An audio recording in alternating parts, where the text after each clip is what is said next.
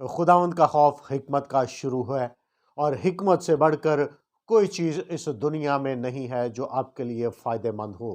حکمت ہی ہے جو آپ کی رہنمائی کرتی ہے۔ خداوند اپنے لوگوں کو حکمت اور دانائی عطا کرتا ہے۔ ایک بادشاہ نے اپنے ملک میں اعلان کیا کہ بادشاہ کے محل میں جو کوئی آنا چاہے بے روک ٹوک آئے، اور جس کو جو کچھ چاہیے وہ لے جا سکتا ہے۔ اور یہ اعلان سے پیشتر بادشاہ نے اپنے خزانوں کے تمام دروازے کھول دیے، جو شخص جب مرضی آئے اور لوٹ کر جو چاہے لے جا سکتا ہے۔ جیسے ہی یہ خبر ملک میں پہنچی، تمام لوگوں نے محل کی طرف رخ کیا، اور جس کے ہاتھ جو کچھ لگ رہا ہے وہ لوٹ کر لے جا رہا ہے۔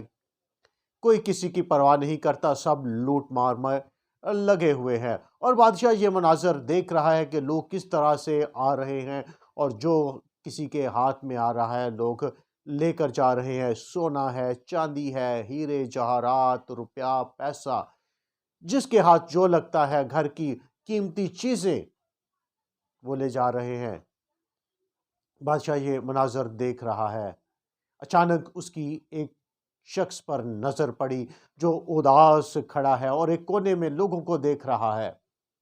بادشاہ نے اس شخص کو اپنے پاس بلایا اور پوچھا، تجھے کچھ نہیں چاہیے؟ کیا تو کسی چیز کی آرزو نہیں رکھتا؟ سب لوگ لوٹ رہے ہیں، جس کے ہاتھ جو لگ رہا ہے وہ لے کے جا رہا ہے، اور تو اداس اور پریشان کھڑا ہے۔ ایسا موقع دوبارہ نہیں ملنے کا۔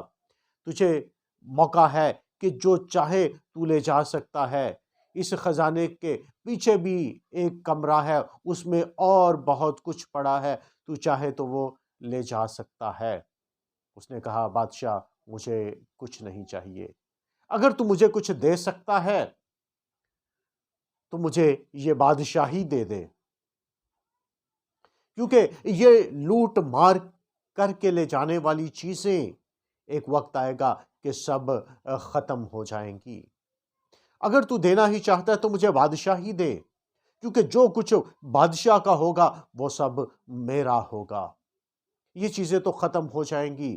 اگر میرے پاس بادشاہی ہوگی تو جو کچھ بادشاہ کا ہے وہ سب میرا ہوگا، میں اس ملک کا مالک ہوں گا۔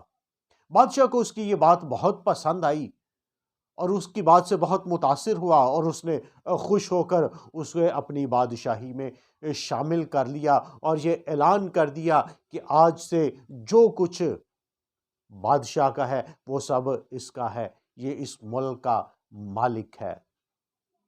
میرے عزیزو، اگر ہم دنیا داری کی باتوں میں ہیں، دنیا کی خواہشوں میں الجھے ہوئے ہیں، دنیا کی ضرورتوں کو پورا کرنے کے لیے لوٹ مار کر رہے ہیں، تو یقیناً یہ تمام چیزیں ایک ایک کر کے ختم ہو جائیں گی، اور ایک وقت آئے گا کہ ہم پھر اسی جگہ پر آ کھڑے ہوں گے۔ تو اس لیے ہمیں دنیا کی چیزوں کی پرواہ نہیں کرنی جو ایک دن ختم ہو جانے والی ہیں۔ ہمیں خدا کی راست بازی کی تلاش کرنی ہے، کیونکہ ہم یسوع مسیح کے ہم میں راست ٹھہرے۔ اس نے ہمیں اپنے بھائی بنا لیا ہے، ہمیں خدا کی بادشاہی کے وارث بنایا ہے، اور جو کچھ یسوع کا ہے وہ سب ہمارا ہے۔ اگر ہم اس کے ساتھ چلتے ہیں تو پھر بادشاہی کی تمام چیزوں کے ہم وارث ٹھہرتے ہیں۔ اس لیے دنیا میں رہتے ہوئے دنیا کی چیزوں کے لیے بھاگ دوڑ نہ کریں۔ اس کا مطلب یہ نہیں کہ ہم اپنی ضرورتوں کو پورا کرنے کے لیے محنت نہ کریں۔